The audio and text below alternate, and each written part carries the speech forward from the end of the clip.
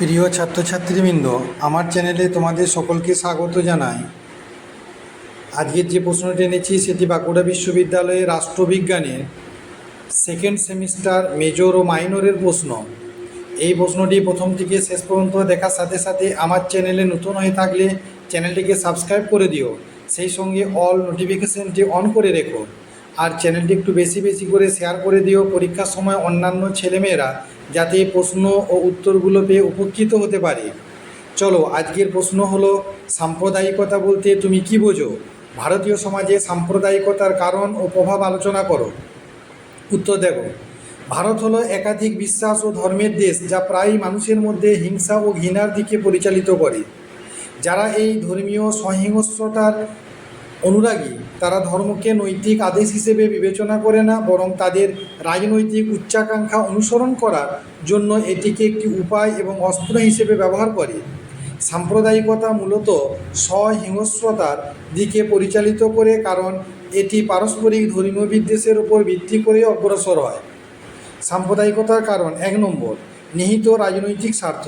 নির্দিষ্ট কিছু রাজনীতিবিদ ও রাজনৈতিক দল তাদের নিজস্ব স্বার্থ লাভের জন্য সাম্প্রদায়িক ও গোষ্ঠী বা কার্যকলাপকে পরোক্ষ সমর্থন বা পৃষ্ঠপোষকতা দেয়। 2 নম্বর, সাম্প্রদায়িক সংগঠনের উত্থান। সাংস্কৃতিক কর্মকাণ্ডের মাধ্যমে সামাজিকভাবে ধর্মের প্রচার ও প্রসারের অজুহাতে প্রতিষ্ঠিত সাম্প্রদায়িক সংগঠনগুলি সাম্প্রদায়িক রাজনীতির সমস্যাকে আরও খারাপ করেছে। 3 নম্বর, ধর্মীয় মৌলবাদ। কিছু ধর্মীয় নেতা ভক্তদের দ্বারা উৎসাহিত গোঁড়ামি করে জনসাধারণকে বিভ্রান্ত করার জন্য জ্বালাময়ী বক্তৃতার মাধ্যমে তাদের প্রভাব ব্যবহার করে।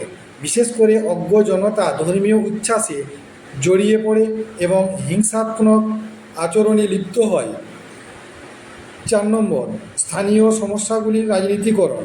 স্থানীয় সমস্যা বা বিভিন্ন সম্প্রদায়ের সাথে জড়িত সমস্যা যা স্থানীয় কর্তৃপক্ষের দ্বারা সমাধান করা যেতে পারে, কখনো কখনো সাম্প্রদায়িক আবেগ ব্যবহার করার জন্য রাজনৈতিক মাত্রা দেওয়া হয় এবং প্রায়ই দাঙ্গার দিকে পরিচালিত করে, যেমন মালেগাঁও ও ভিওয়ান্ডি। 5 নম্বর, বাহ্যিক হুমকি। অনেক বিদেশি বাহিনী রয়েছে যারা চরমপন্থীদের প্রশিক্ষণ দেয় এবং তাদের আধুনিক অস্ত্র সরবরাহ করে সন্ত্রাসী কর্মকাণ্ড পরিচালনার জন্য উৎসাহিত করে, সাম্প্রদায়িক অস্থিরতা ঘটাতে সাহায্য করে। সাম্প্রদায়িকতার প্রভাব। সাম্প্রদায়িকতা আমাদের সমাজে দীর্ঘদিন ধরে বিভক্ত করেছে। এটি গোঁড়া নীতি ও নীতিতে বিশ্বাস, অসহিষ্ণুতা, অন্যান্য ধর্ম ও ধর্মীয় গোষ্ঠীর প্রতি ঘৃণা, ঐতিহাসিক তথ্যের বিকৃতি এবং সাম্প্রদায়িক সহিংসতা সৃষ্টি করে। 1 নম্বর, সামাজিক কাঠামো। এটি সমাজের বিভিন্ন ধর্মীয় অংশের মধ্যে বিদ্বেষ সৃষ্টি করে এবং আমাদের সমাজে শান্তিপূর্ণ সামাজিক কাঠামোকে ব্যাহত করে। 2 নম্বর, সাম্প্রদায়িক সহিংসতা। দেশের বিভিন্ন স্থানে প্রায়ই সাম্প্রদায়িক দাঙ্গা হয়। 3 নম্বর, অর্থনীতির পতন।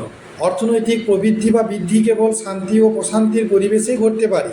সাম্প্রদায়িকতা অসহিষ্ণুতা ও সহিংসতা পরিবেশ সৃষ্টি করে, যা পণ্য পুঁজির প্রবাহকে বাধাগ্রস্ত করে। উৎপাদনশীল কর্মকাণ্ড থেকে শ্রমের প্রবাহ অনুৎপাদনশীল কর্মকাণ্ডে বিমুখ হয়। মতাদর্শ প্রচারের জন্য বনসম্পদ ব্যাপকভাবে ধ্বংস করা হচ্ছে। বিদেশি বিনিয়োগকারীর কাছ থেকে দেশের প্রতি বিনিয়োগের দৃষ্টিভঙ্গি হবে সতর্কতা। তারা তাদের বিনিয়োগ হারানোর ঝুঁকি না নেওয়ার জন্য অত্যন্ত সাম্প্রদায়িক দেশসহ দেশগুলিকে এড়িয়ে চলার প্রবণতা রাখে। 4 নম্বর, রাজনৈতিক পরিস্থিতি। ভোটাররা সাধারণত সাম্প্রদায়িক ভিত্তিতে ভোট দেয়। নির্বাচিত হওয়ার পর প্রতিনিধিরা তাদের সম্প্রদায়ের স্বার্থ রক্ষার চেষ্টা করে এবং জাতীয় স্বার্থকে উপেক্ষা করে। এসব পরিস্থিতি দেশে গণতন্ত্রের অগ্রগতিতে বাধাগ্রস্ত করেছে। স্বতন্ত্র মনোবিজ্ঞান।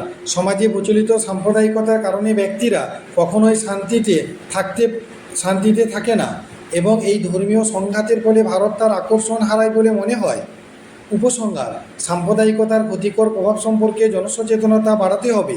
আমাদের সংবিধান, যা ভারতকে একটি ধর্মনিরপেক্ষ জাতি হিসেবে গণ্য করে, সমস্ত ধর্মের স্বার্থ রক্ষা করার বিধান করে এবং যে কোনো ধর্মের কোডের বাইরে যায়। তাই জাতীয় স্বার্থকে ধর্মীয় দৃষ্টিভঙ্গির ঊর্ধ্বে রাখতে